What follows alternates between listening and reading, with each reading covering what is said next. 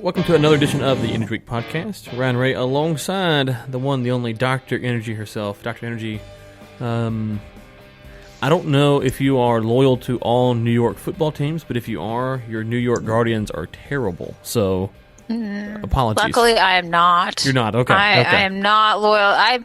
I'm a Giants fan. I'm a Celtics fan. Mm-hmm. I'm a nominal Phillies fan. But I will root for the Yankees. That's terrible. You're okay till then. Tisk. Yeah. That's about it. Okay. I mean, I will root for the Yankees, but, I guess I really support the Phillies. Yeah, I've been enjoying the XFL, except for, I just talked about this weekend because the New York team is just so bad. They're so bad.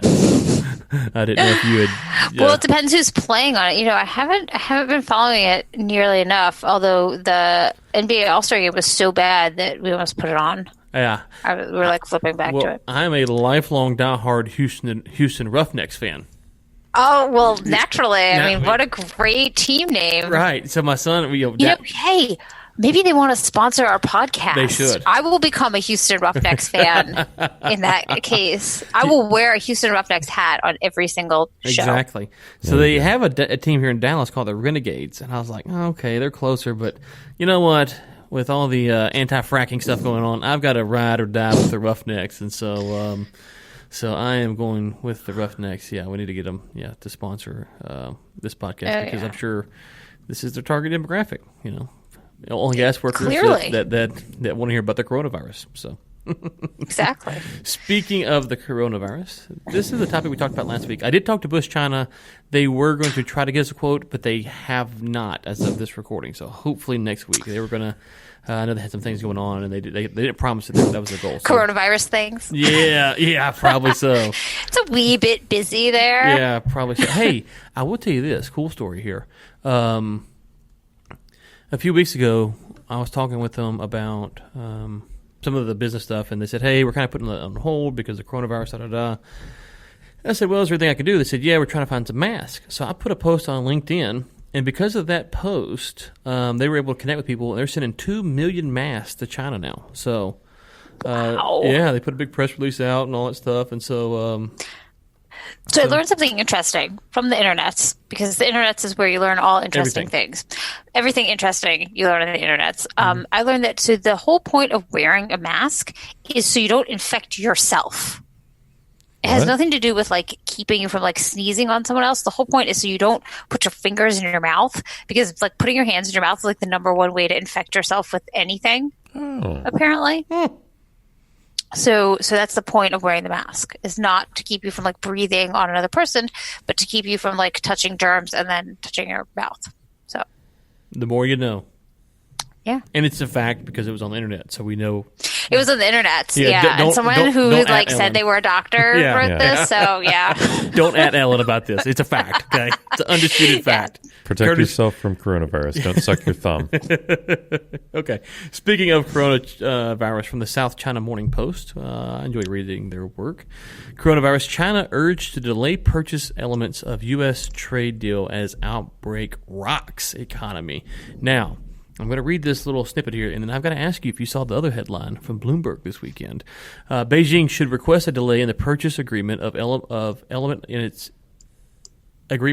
of its Phase 1 trade deal with the United States, senior Chinese economists have said, due to the strain on its economy caused by the novel coronavirus outbreak.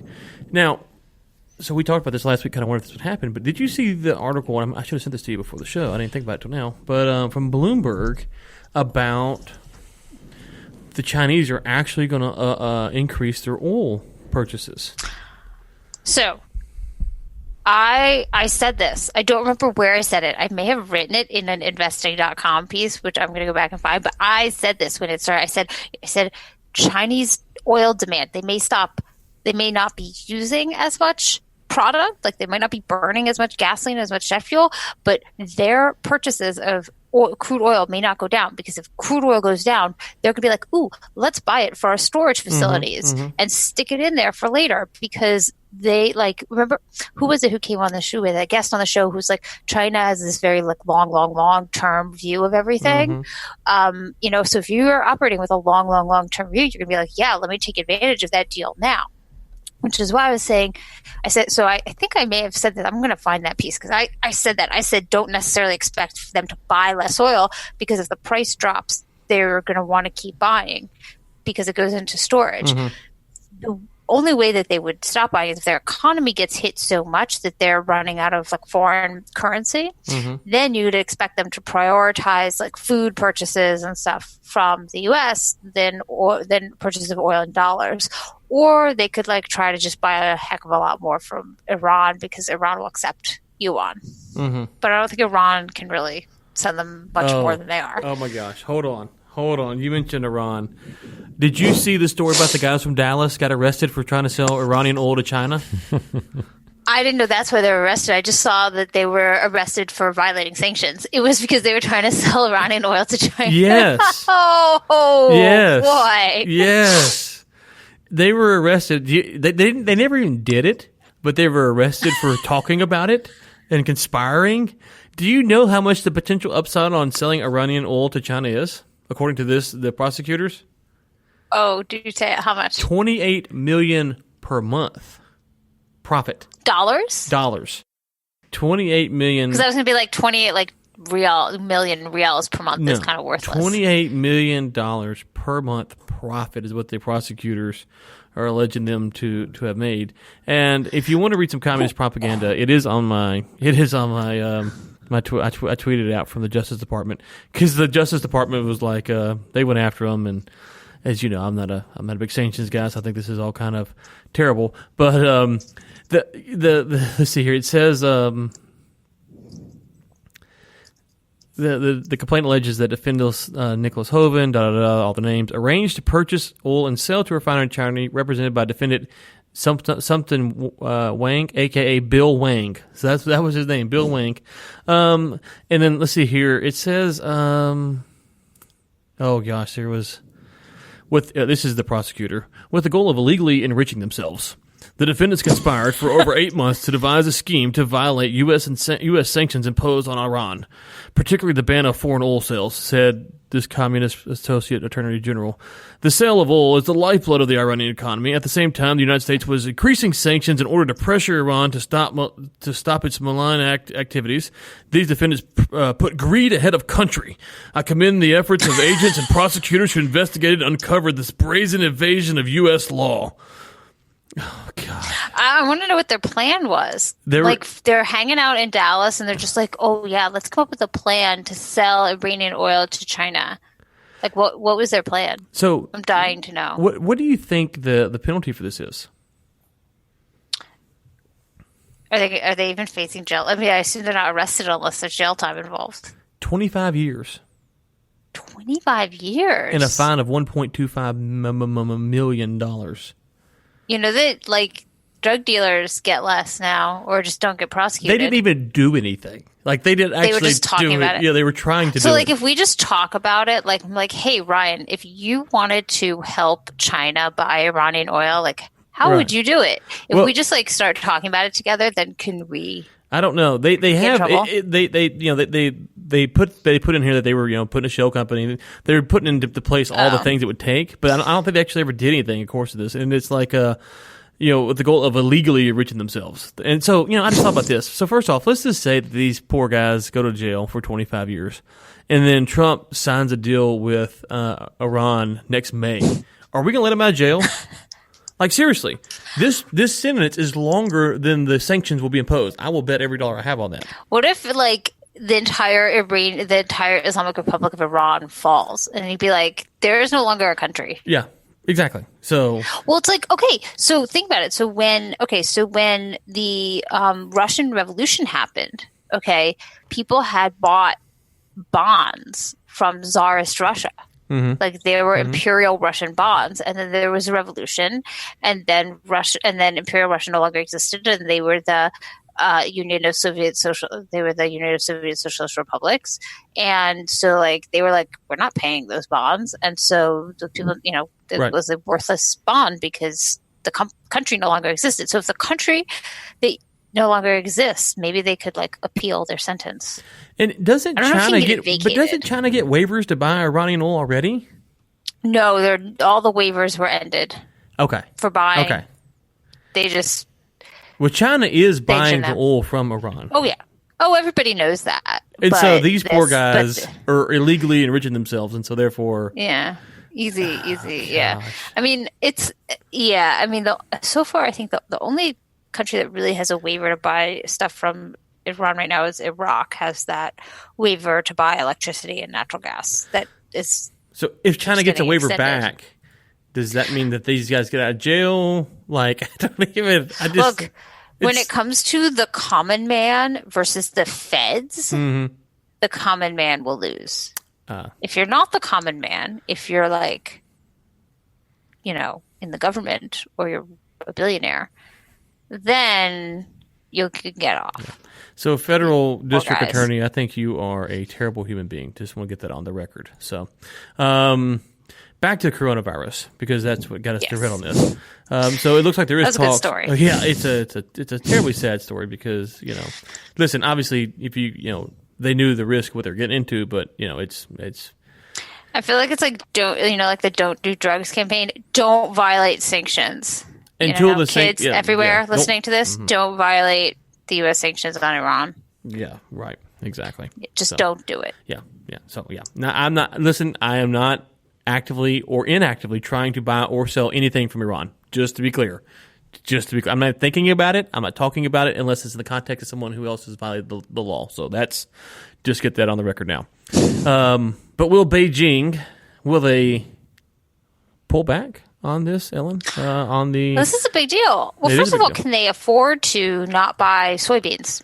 Like, they've committed to buying all these soybeans. Like, can they afford to delay this purchase? Like, I can understand you can afford to be like, okay, so we're not going to like buy your natural gas right now. But can you afford to delay your purchase of necessary agricultural products? Right. That I'm not so sure. Yeah, well, and then let's just kind of play it out here. If they commit to buy it and you have farmers who are farming, I guess our government would just subsidize their unused soybeans. It's not that, I mean, I know you can like store them, but like not that long. Although if you're Mike Bloomberg, you just think, farming's not that hard. You just put it in the ground, you water it, it grows, you pick it. Even a robot could do that. Mike Bloomberg, did you see the video on Twitter where someone's like, I did. Mike, say stop and frisk? He goes, stop and frisk. They snapped the picture. Oh, no, I didn't see that. Oh, okay. That I gotta look up. Yeah, there's some guys like, say stop and frisk. He's like, stop and frisk. And they snap. No, I gotta see that. No, I did see the video of him basically saying that farming is an idiot's profession. Mm-hmm. Okay, so when I was a senior in high school, we had to take science, and I took AP Environmental Science, which was actually really cool and really interesting, and we got to learn all about like what happens to your sewage after you flush the toilet, and how your water is treated, and all sorts of interesting things like that. But one of the things we did learn a lot about is agriculture and how to grow things and how to best grow things and how to not grow things in a good way. Like, it's really complicated. Yeah. Like, this is a serious, important, not just important, but like really complicated business that requires a lot of knowledge and thought and analysis and all sorts of stuff. So like, if it's so easy, then why did Bloomberg make a career on selling data and information about the trade of agriculture products? Yeah, exactly. Like he has like a lot of people who do a lot of really good reporting on agriculture commodities. Like, think about how they feel. Yeah, it's like, well, then why do we need to pay for your stupid subscription if it's so easy? So yeah. I mean, anyway, yeah, don't diss the farmers, man. That's like a surefire way to lose an election. Oh, I know why he did it. He didn't have to go to the corn people for the caucus, so he's post corn people. So he feels like he can just. He said this years ago at a conference in Oxford. Okay, and people are now digging up all this stuff, and so this video has been going around of him basically saying like, being an IT person requires so much more, like, and a coder requires so much more thought analysis. That tells me, first of all, he has no idea what coding is. Like, basic coding is like whatever. like that video is just, it's horrible for her. It's a horrible look. Like, I mean, these are also like farmers also invest in, like they also like do buy and sell commodities that they also produce. Like they're very in on all this commodity trading stuff as well. Like this is a serious business, and the United States supplies a lot of food for the world, including a lot to China. And so anyway, I think that would be, I mean, I kind of see that as I see agricultural purchases as being prioritized over other purchases when it comes to the phase one deal, trade deal with China. So I wouldn't be surprised if we see, energy purchases kind of put to the side and agriculture be prioritized. Yeah, well, although the Chinese have never really cared whether their people starve or not, but ooh, shots fired, Ellen Wald. Yeah, sorry. Well, and that's the thing. It's so hard right now to know, like when you read some of these reports about what's going on over there, it's people aren't able to leave their houses potentially, and how they get the food back and forth, and I don't know. I haven't looked in the past couple of days to see what the latest from the from the World Health Organization, what they're saying about the coronavirus, but it felt like it was a frenzy and it kind of escalated. But maybe I've kind of plugged out for a few days, but it feels like it's kind of leveled off now, huh? Yeah, it does seem like that, but I don't know. Someone posted that like they've now banned all road traffic in Hubei province, which to me is like, I wrote like #climate goals. Like, way to ban all like all these countries are like, we're going to ban internal combustion engines in our city by 2030. Like, Chinese, man, they did it. Coronavirus is stealing Greta Thunberg's thunder. So true. Well, one of the reasons I was looking at this Bloomberg stuff is because I was interested. We talked about this a little later in a different article, but I was a little kind of interested in what now that he's becoming a bigger candidate, what are his policies in terms of like energy and fracking and climate change? And so I looked up and like he's super into and super concerned about the amount of emissions that come from buildings. And I was like, okay, but buildings don't emit anything. It's like the people in the buildings that are doing, like people turn on their devices, people, use the refrigerator, people turn the heat up. Like the buildings themselves are just buildings. Like, so there's a really simple way to reduce the amount of emissions that come from buildings. Live an Amish lifestyle. Or get rid of the people. Yeah. Yeah. Yeah. Okay. Yeah. So live an Amish lifestyle, or get rid of the people. So yeah, like get rid of the people. You get rid of the people who are doing the emitting. I gotta. Since we pushed the button one too many times, I've got to take a 30-second pause here. First off, it's hard to take Bloomberg seriously when he literally sells data to people in the industry so people can make money trading off of these products. Like, it's really hard for real estate developers, ag, transportation, oil and gas. He made billions doing that, so it's hard to take it seriously. Second off, Ellen, I want to make it formal that I now believe that the Democratic Party is conspiring with the Russians. Hear me out.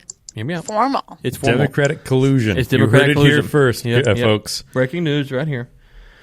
Mm-hmm. If we were to ban fracking in the U.S., which countries would benefit from that? Oh, I know. Russia and Saudi Arabia. Hey! So you've heard it here. I've teased it this morning. It is an official policy of Brian Ray that the Democrats are colluding with Vladimir Putin. And Ryan, I hate to break it to you. I really hate to burst your bubble. Don't burst it. But I actually said that in September. I wrote an article about it on Forbes. The dagger. I said, I linked to it recently. I wrote why Russia and Saudi Arabia secretly want the Democrats to, hold on, I'm loading the article. I'll put it in the show notes, to beat Trump. Why Russia and Saudi Arabia secretly want the Democrats to beat Trump. September 10th, 2019. Okay, well now I got 51,000 hits on that. I bet you did. So you're saying now it's official. It's the official. No. It's the official stance of the podcast now, because we both have come to, so we can, the official stance of the Energy podcast is that the Democrats are in collusion with the Russians to ban fracking. And it's just so funny. We were reading some article talking about that this morning about why fracking might impact, I was like, really? Every time I turn around and hear about Russia, but there's no one is even thinking about the implications of what that would mean. So obviously, You can't get on past Dr. Energy, so I should have known. Sorry. So sorry, man. Gosh, you're just ahead of the curve, I know. as always. You're a trendsetter. Okay, let's go to Reuters. They've got an exclusive for us. Qatar delays partnership for natural gas expansion amid price collapse, according to sources. Well, I can tell you, you don't need a source to see the prices collapse. That's pretty. That's pretty evident. Yeah, prices are low. Oh dear! After Qatar thought they'd be doing so much better because they left OPEC and they thought that they would do better, but sorry. Don't they still own? Don't they own like half of the which is the LNG plant, Cheniere? one in Louisiana? Is it the Cheniere one?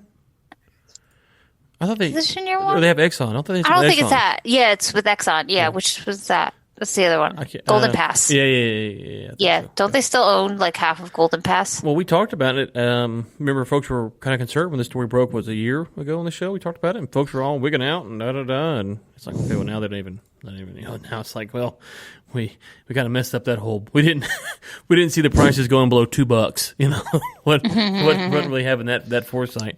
But what does this mean? Because part of what's kind of fueled this country is they were kind of a stronghold in the natural gas space. Is this something to be concerned about if you're on their side of the table? Yeah, well, I think it is a really disturbing or a bad trend for people who who want to get into exporting natural gas, like the U.S.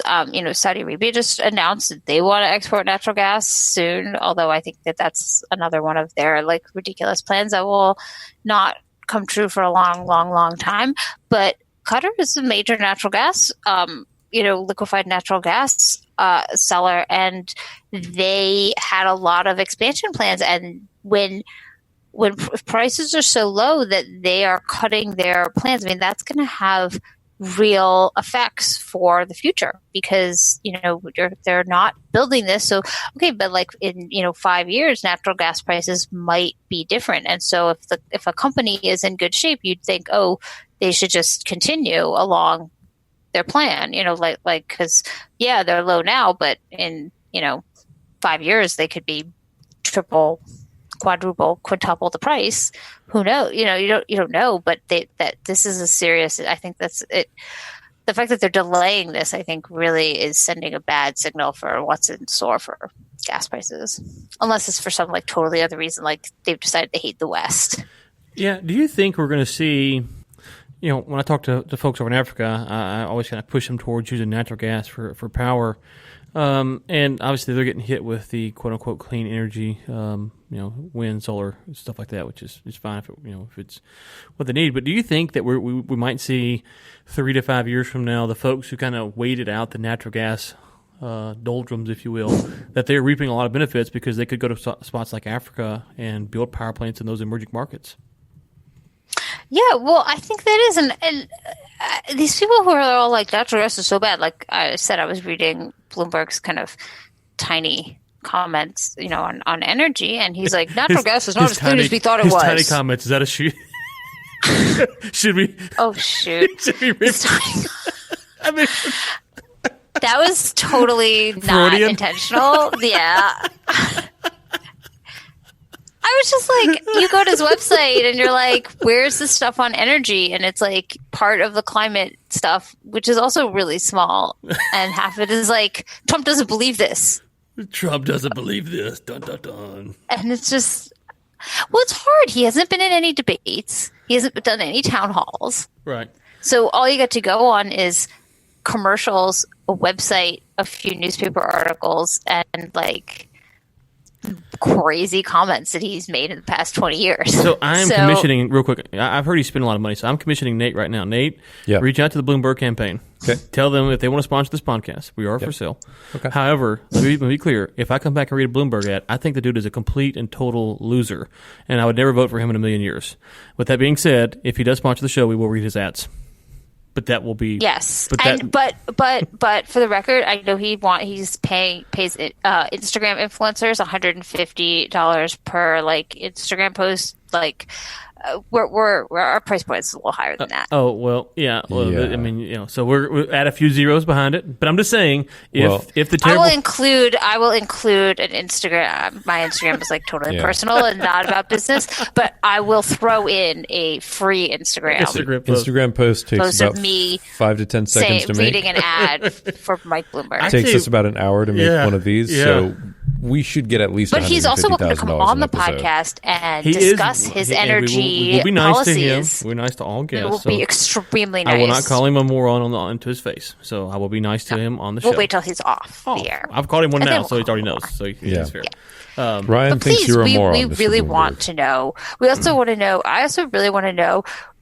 This is like a very technical question, but it's not explained. Okay, so he wants to get rid of like natural gas in buildings. But does he mean new construction is not going to have natural gas hookups? Or do you want to eliminate the natural gas hookups that buildings currently have? I want to know. So Bloomberg campaign, we'd prefer Mike Bloomberg himself. Yeah, we need the big dog. And answer this question. We need the big dog. So let's keep on moving, because speaking of activists, we have an article. I think this is the first time we've talked about this publication. InsideClimateNews.org, Crossing the Line, a scientist's road from neutrality to activism. Now, I've been accused in my day of making fun of scientists because I don't think what they do is actual science. But this piece almost feels like vindication for me, Ellen. It almost feels like it's kind of validated some of the things I've said in the past. So I'm going to admit that the entire reason that I clicked on this article to read it in the first place is because it said Boston University professor, and I got my PhD at BU. Mm-hmm. So that's really the reason that I clicked on it. I was like, ooh, maybe I know this person. I obviously did not, but my PhD was in history. So I spent a lot of time with historians discussing like religion in the, Puritan colonies and stuff like that. But I don't know. I thought there might be some interesting pictures and stuff in Boston. And also I really wanted to know, like, what exactly in Boston was he protesting? So, and also like, okay, so like a hunger strike is interesting because like there are a lot of dissidents who like the only thing that a lot of like people who are put in prison and, by like bad authoritarian countries, like I follow the plight of dissidents from Saudi Arabia who are imprisoned, and some of the times they will go on hunger strikes, and also people like in Iran, like I follow the like people who are imprisoned in Iran, and they go on hunger strikes because people feel like they have no control over anything. Right. Like when you're in that situation, like you have no control over anything except your own body. And it's, I mean, maybe it's like a similar reason why I guess like people become anorexic or whatever, but it's like the one thing you can control. And so to make a point, like they might go on hunger strike. And also there's, I watched this movie. I watched it a while ago, but it was very disturbing about the suffragettes, or I think in England. And like some of them were very like radical and extreme. Like they, basically were terrorists. I mean, they like bombed, like they put bombs in mailboxes and stuff. But a lot of them they would get arrested, and the only thing they would have these hunger strikes, and they would like force feed them and stuff. So I was curious, like this guy is not in jail. Okay, he has like, but so like, what does a hunger strike do for him? Especially like, sitting in that nice office that's built by oil and gas. It's actually it is a nice office because he's got a really nice big window. Nice big window. My office at BU, there were 3 of us who shared an office with 2 desks, and one of those 3 people was like 6'10". So he basically his legs took up the whole office, and we had a tiny window that went to an air shaft that was so bad that one day I was in there all day grading papers. And I like came out and didn't realize it snowed 5 inches. Wow. Like I had no idea. So while his office is not particularly well decorated or furnished, he has a really nice window. Okay. So his 14-day hunger strike. Oh no, I'm sorry. No, that was different. Okay. So this guy went on a hunger strike. He says, to protest what he says are public health and safety violations related to the construction of a large natural gas compressor station on top of a toxic landfill in Weymouth, which is outside of Boston. Mm-hmm. This is a lot to unpack here. Mm-hmm. We've got he doesn't like that. So first of all, let's talk about the fact there's a toxic landfill. Mm-hmm. But they're going to build a natural gas compressor station on top of a landfill that's toxic. Is the landfill itself toxic? Is it filled with toxic materials?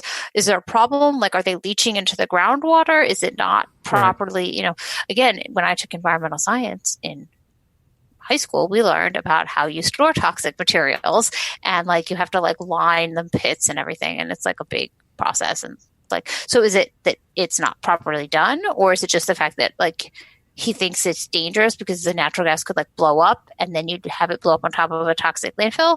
Or is it natural gas that he's protesting? I don't know. Yeah. And I feel like this article didn't answer that. And so Boston University professor Nathan Phillips, maybe he would like to come and talk about his hunger strike. Unless he maybe though, okay, so there's this new thing called like intermittent fasting that people do to lose weight and for their health. He said he lost 22 pounds. Since January 29th. He lived on unsweetened tea. I like that. Sea salt and vitamin supplements. And he lost 22 pounds. So, like, maybe is this really an advertisement for a diet? What's that all liquids diet, like the Beachbody diet or whatever it was? Maybe it's a subliminal thing. Or maybe he's doing. You know how like they have but those like when they're like they ask people to like do the diet and then like be an influencer for it, but the people don't actually do the diet. They like do a way more restrictive diet, right? Actually, Okay, so what else to do? So he. But so, like, I wanted to, like, what? It's just interesting because most people who do, like, a hunger strike are in prison and there's nothing else they can control. Most people would be like, I'll go protest outside of it because that will get me more publicity. Right. Or, like, the people who are working there will see this. But, like, so what's why is doing a hunger strike and being a professor, like, what's that going to achieve? I really wish. You get a article on InsideClimateNews.org, for starters. Huh. Yeah, so if that's your life goal, you've accomplished that. But I do think you're right. The hunger strike thing, and this is part of the problem with the protest, is that if you want to have a discussion again, if you want to have a discussion about transitioning from fossil fuels or oil and gas to renewables, it's a fine discussion. We're happy to have it. But there's very few people who are rational about it. And like I saw a picture the other day where someone had a big empty field, and maybe I can't remember if it was trees or if it was crops. But anyways, so there's the before picture, and the after picture is a bunch of solar panels. It's like, who's complaining about deforestation now? And so it's like, okay, well, so here we are. We're impacting the environment. We're changing the environment, and we go from growing whatever it was on this land to now we've got a bunch of solar panels. That's a change. That's just things that things have changed now, and so you can't deny that. And then there's a whole issue of if that's actually going to be a long-term sustainable solution, right? Yeah. So I think, and if listeners, this article is in the show notes, and I encourage listeners to click to the article because they have a really great map. Mm-hmm. If you scroll down, that shows the pipeline, shows the natural gas pipelines. And this is a really, really big issue because, okay, so if you look at the map there, it shows the Texas Eastern Transmission, the Algonquin Gas Transmission, and then Maritimes and Northeast Pipeline. And then they show where they want to maybe build this compressor station. Okay, so let's look a little bit about what this actually is. Okay, so this says that community and climate activists have been protesting a compressor station under construction near low-income and minority communities outside Boston. It would be the linchpin in a pipeline system carrying fracked gas to Canada. Okay, so let's unpack this a little bit. I know it's 2020 and we had a really mild winter and nobody cares and natural gas is super cheap and like nobody's worried about this. But let's go back and remember a couple of years ago when we had like the worst winter ever known to people who can't remember like anything before 5 years ago. Wasn't it, what did they call it? Oh, is that the polar bomb vortex? Cyclone? Vortex. Yes, the polar vortex, bomb cyclone, whatever the heck they're calling it these days. Right. And it was really, really, really, really cold in the Northeast. And there was a lot of snow. And New England had a serious problem because a lot of homes are heated using natural gas. That's what their furnaces are, and they could not get enough natural gas. The utilities were having trouble getting enough natural gas, and so these power plants had to go and use oil. They have like oil stored that they can use if they need to, and they had to go and burn oil and coal, which was way more expensive than natural gas, because even though oil is cheap, it's still more expensive than natural gas, and way worse for the environment. Or then there was this whole thing about how they were like, Boston was like importing natural gas, LNG from Russia. And people were like, what the heck are you doing?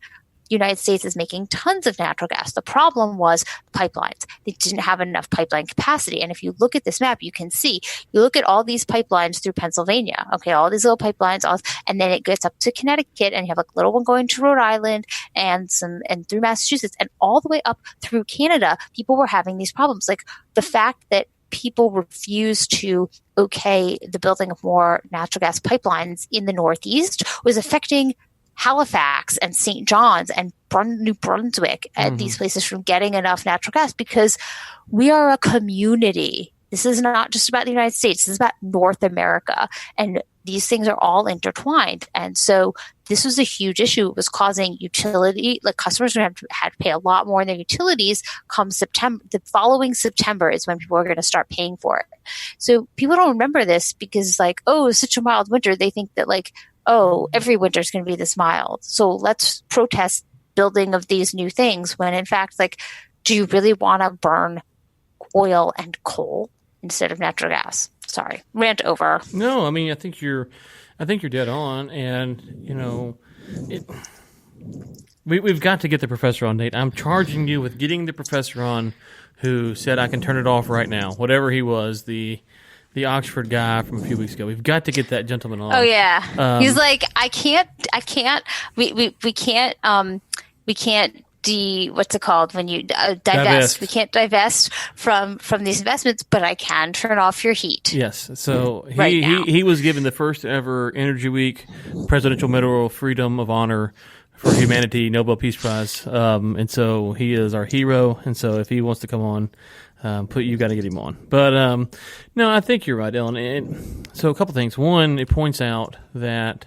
And this is something that you're starting to see now. This is it's called they've got a word for it, climate discrimination or something like that. So because it says climate racism. Yeah, climate racism. Real. Yeah, and it's the Environment League of Massachusetts recently gave Let's see here. I got the wrong quote now. Anyways, it's being built in a low income area. And it's it's being built in a low-income area because that's where the land's probably the cheapest. It has nothing to do with targeting anyone except for buying cheap land. So on the flip side, if the government came out and said, hey, I tell you what, here's nice land downtown. Let's put your compressor station in downtown where it's really expensive. We'll give you tax credits. They would lose their mind because you can't put that downtown. People may die. So you can't have, it's just where do you want to put it? Well, I don't want to put them anywhere. It's okay, well then they're going to die. So this is the frustration. I think you kind of said it best, but this is just the frustration with these discussions is there's actually no way to do this. And these are the same people who think the current president colluded with the Russians, and they're supporting candidates who are actually policies will literally help the Russians far more than anything the current administration has. So it's hey guys, just stop for half a second and just listen to Dr. Energy. She will lead you to the promised land. Just listen. I want to know why he didn't go out to the plant and chain himself to the fence. He should have sat outside in the cold. That's what Greta Thunberg would do. Oh, she would have rowed herself across the Atlantic in a little pirogue. Mm-hmm. And chained herself there. So just go sit on the sidewalk for 30 days. She's the real deal. This guy is I'm just not going to eat. I'm not going to eat. He probably was not going to eat. Probably like me. If I lost, he's probably a... Sorry, what? I was going to say, if I lost 22 pounds, people are like, really? You did? You lost 20 pounds? Okay. Good for you, I guess. He's probably a hero now on the anorexia blogs. Oh, gracious. Oh, this is climate strike for anorexia. Sorry, this is so horrible. I'm really horrible, guys. It's just please excuse my horribleness today. There's just too much irony in the world. Anyway, it is okay. Anyway, let's go to Arabian business. UAE is a nuclear power plant to start operations in the near future after reactor license is issued. When fully operational, the 4 reactors will have the capacity to generate 5,600 megawatts of electricity, or around 25% of the UAE's needs. This is exciting news if you're a pro-nuclear guy like we are, or gal. I guess we are. Guy and gal. Well, this is a huge deal for more than that, because first of all, nuclear power in the Middle East. Yeah. This is like basically going to be the first one, and the UAE has wanted to do this for a really long time. There were, there were a lot of delays. But here's what's really interesting is that, well, in my mind, the UAE really went about this the right way. They like every like bit of electricity that they generate from nuclear means like they can either not import natural gas from Qatar, which they do a lot of, or they can make money elsewhere. They don't have to burn oil. So I really think like the Middle East, especially these Gulf countries, they need nuclear because they don't have any hydro. I'm sorry. Like they don't. And so we have to acknowledge the fact that those countries that have the ability to produce, from hydroelectricity are privileged. They're privileged to be able to have hydro, and they don't. But the UAE really went about this. They went about it in the right way, like doing it like through negotiations with the U.S. No one thinks that they're making nuclear weapons there, and they hired a consortium led by Korea Electric Power Corporation to do this. And when you compare the way that the Saudis are going about it, it's like you want to bang your head on the table and like, why are you trying to enrich your own uranium, Saudi Arabia? Why? Uranium is cheap. Look at how the UAE did it. Just go negotiate with the US. Like Saudi Arabia needs nuclear. It's a fact. Like they need nuclear. Well, period. I think the thing here, Ellen, is once this comes online, every day that it's online is one day closer to the other nations doing this.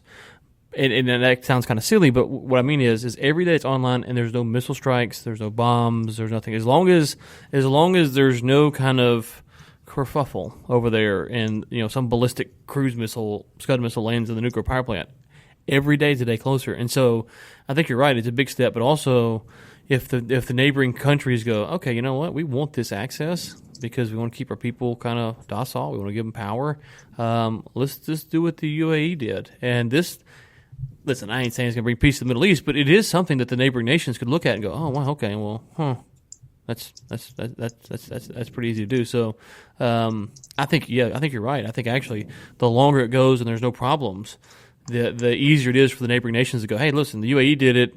We're enemies with those guys. We ain't blowing them up. They're not going to blow us up because, so you almost kind of start this mutually assured destruction with the nuclear power plant kind of mindset, which is, okay, well, if they did it, then we want to do it. And so I think that long-term, this is actually going to maybe one of those things you look back, 5, 10, 15 years, and you see a few more power plants scattered around there. It all started with right here. Go nuclear. Go nuclear. Team nuclear. Do you think I'm too optimistic, or what do you think? I think that it's a really good example. And when I was in Abu Dhabi for the Atlantic Council's Global Energy Forum, and they were basically held it was like a mini little celebration of this. I think it was like a 1, 2, 3 deal or something that they signed with the United States in order to get this going. And I just think that look, the whole problem with Iran, and no one believed that they were doing this because they wanted nuclear energy or isotopes for like radiology exams, was because they were enriching uranium and they were enriching it way beyond what you need for a nuclear power plant. And the truth is that even if you have uranium deposits, like naturally, uranium is so cheap apparently on the market today. Like you don't need to enrich your own uranium. It's way cheaper to just buy already enriched uranium for your power plants. And so it just reeks of this like, oh, we're better than you, or like it's not going to happen. Like you're never like Saudi Arabia, like just do it the way the UAE did it. Go negotiate and then build the freaking power plant, because it will be so helpful for your country not to have to burn so much natural gas. If you and to diversify your power sources. Why do you want to go through? Is it just for like, for your like machismo? Is that the term? Yeah. not to be like culturally appropriating anything, but like it's not. Is it really worth it for the sake of nationalism and national pride? Yeah, that's what I'm saying. That's my point. Is that when folks start, when the neighboring nations will get jealous, going, God, they've got it, and we don't. And so but before everyone's always jealous of the Emiratis anyway. Well, right, but before the path to do it wasn't there. Now we know the path to do it, and so you can't be like, oh well, I'm not saying that the path is the best way to do it, but as far as how it should be done, but it's just the path is there now. So if you want to do it, just do what they do, and you can get it. And so it kind of will. Like everyone's like, oh, God, we want that. Okay, well, we're going to have to go do it this way. Well, okay, go do it that way. And so I think it might open up doors for other nations to kind of humble themselves. And that would be great. Yeah, I think it'd be wonderful. So, all right, here we go. You can do this without having to humble yourself. Like, UAE is still big. Yeah, right. No one thinks less of them. Play the game. In fact, we think more of them. I think more of them, exactly. Play the game and just get it done and go on about your business. Okay, Reuters, oil traders rent South Korean storage after virus hits China demand. Wait, I gotta read that again.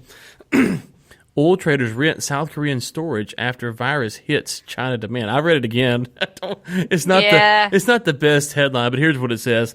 Top oil traders have rented millions of barrels of crude storage in South Korea this month to hold excess supplies, betting on demand spike after China recovers from the effects of the coronavirus outbreak, trading sources said. Boom, boom. Yeah.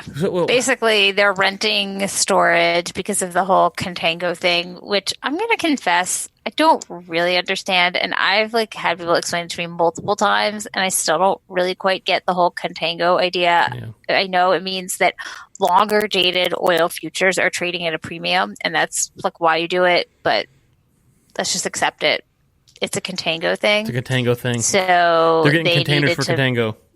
That's her slogan.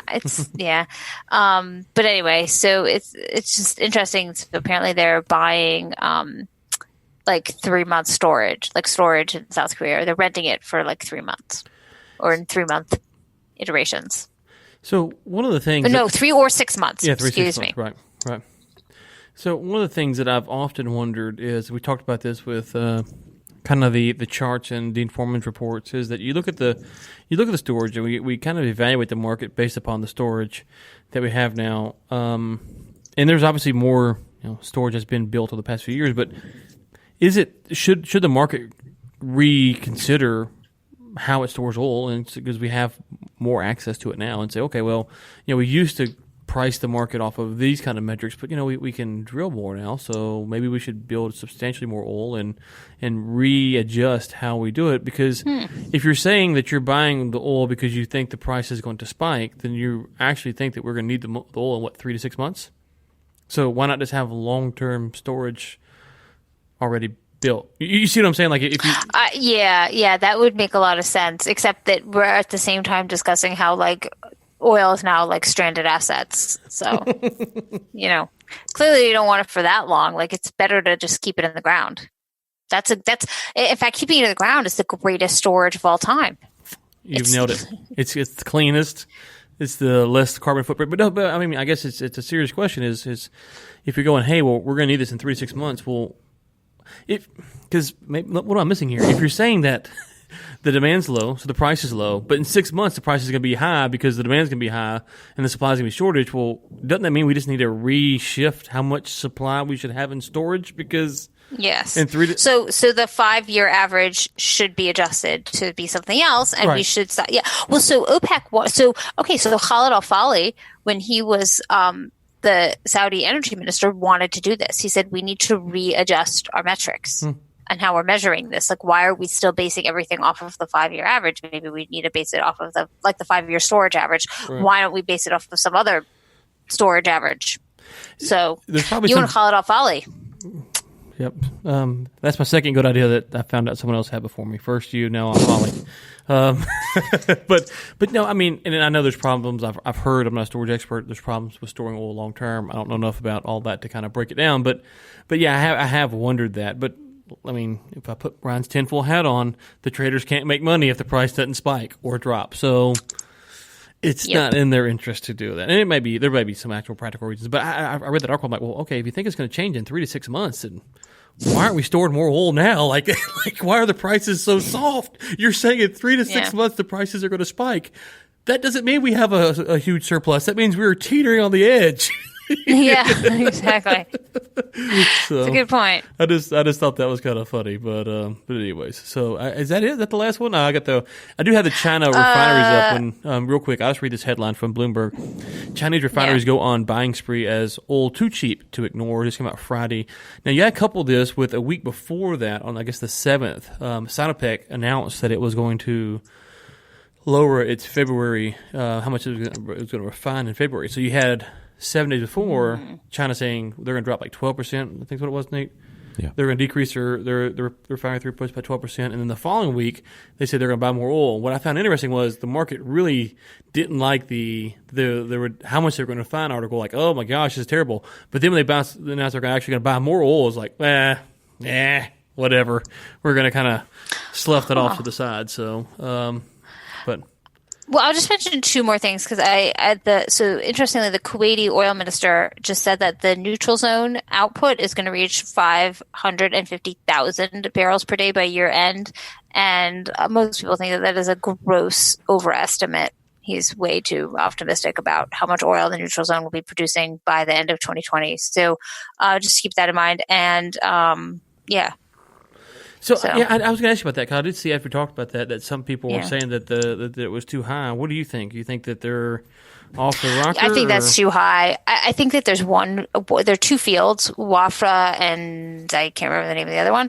I think one of them they can probably get back pretty soon, but I don't think the other one will come back on that much. And I just don't think that the Saudis they're going to want to put that much oil on the market. Like why? And where are we at with Russiagate?